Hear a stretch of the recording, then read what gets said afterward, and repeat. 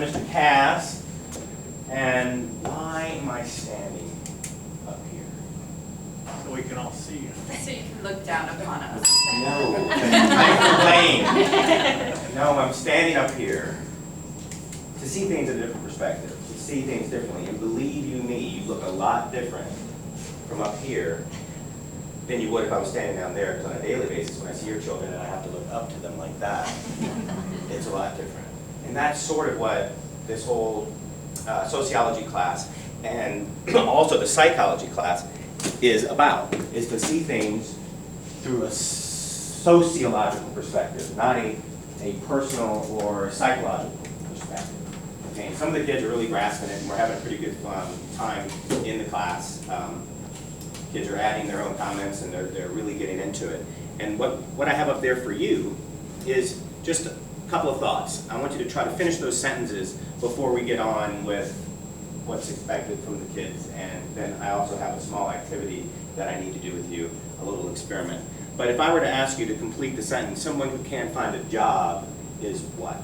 Just complete that sentence. Raise your hand. Raise your hand, Fry. Boy, he's just like his son. Yes. Out of work.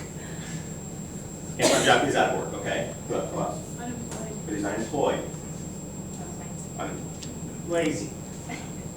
Lazy, I'm good, glad you said that. Now, can't find a job,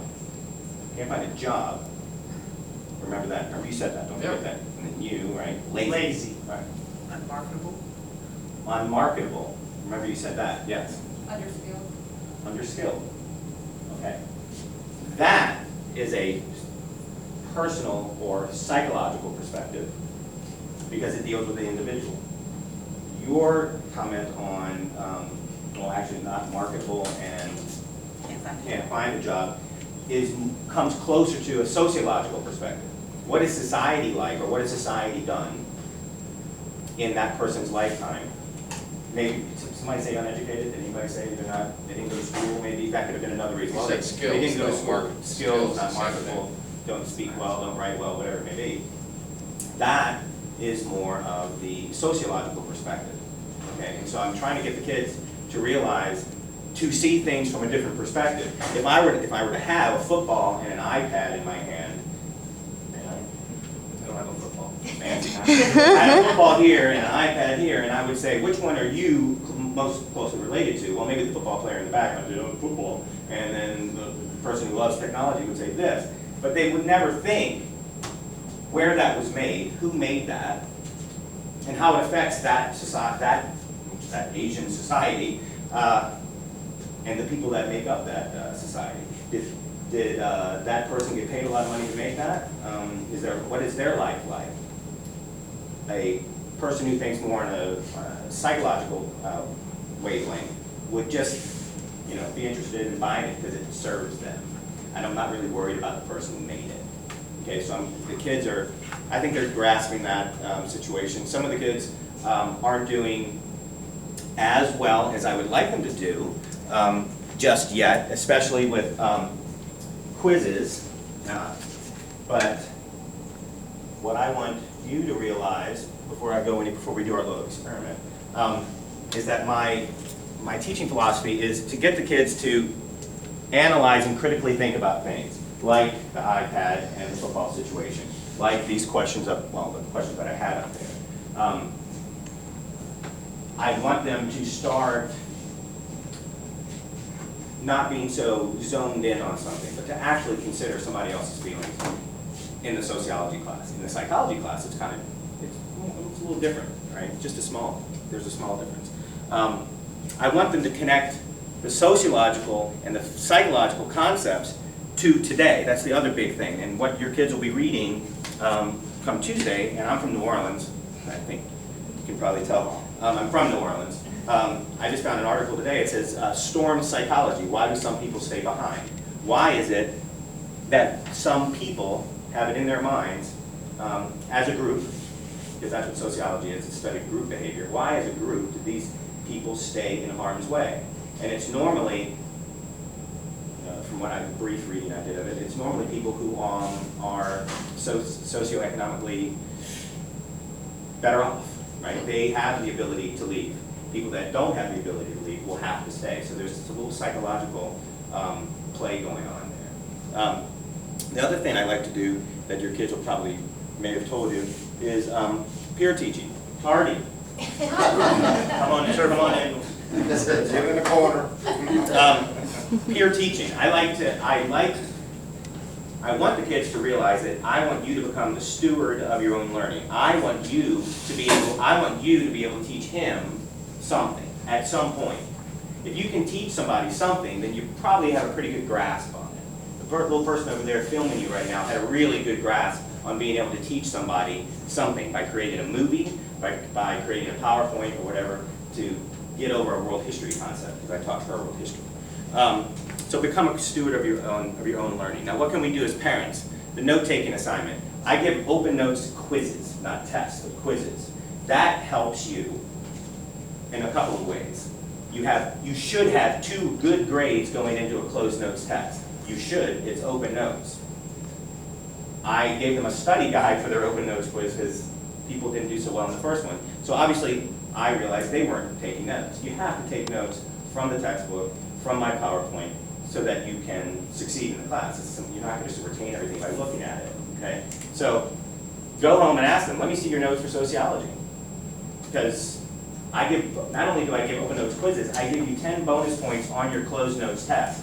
If you do the notes the way I have assigned, if you have the minimum requirement, it's for my world history class too, so she asked me for world history. So it's not a punitive thing, it's a bonus thing. It helps you on quizzes, then you've written it down, and now you're being asked other questions on the test, and you should be able to succeed in my class. I always say, if you fail my class, you had to try. You really had to try, and hopefully you're going to learn something along the way.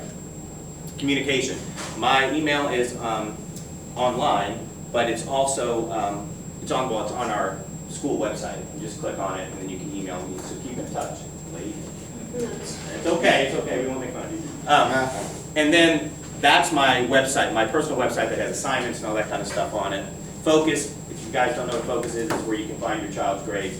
Please stay on top of that, and then if you don't like what you see, email me. I post their grades. I do a little contest at the end of the year. Whatever class has the highest average gets a gigantic bag of candy, and they can be, friendly Marxists and share everything with everybody, or they can be greedy and they can keep it for themselves. But I like to play political games with them because I'm politically incorrect. Okay, now that's not for you. That's for world history. What I'd like to do, this very brief experiment. I have to do this. I'm sorry. I've been asked by the psychological. And by the way, I told my kids I'm not a psychologist. I don't pretend to be a psychologist. I just know a little bit about it, and I like to teach it. So there's this experiment that the Psychology Association of America does, and so I'm going to try to do it. Could everybody just quickly just switch seats for me? Doesn't matter where you sit, just go ahead and do that quickly at the top of your head. Thank you. Even the late people. Even the late people. Let's see, she's trying to choose the seat. She came in late, now she's trying to choose the seat. Now she's embarrassed. It's okay, embarrassment's fine. Okay.